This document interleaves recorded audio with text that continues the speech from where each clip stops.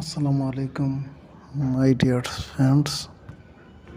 I will discuss you about use of curing in garment sector. কিউরিন কেন ব্যবহার করা হয়?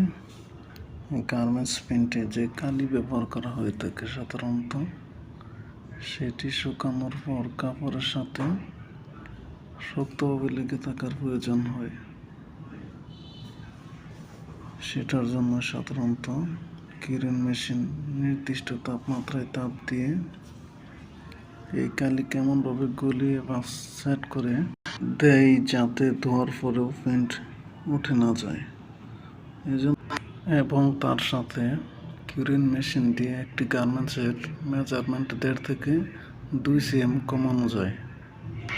চলুন দেখি কিভাবে কিউরিং করা হয়। চ্যানেলটি সাবস্ক্রাইব করে পাশে থাকবেন। Thank you for watching my full video.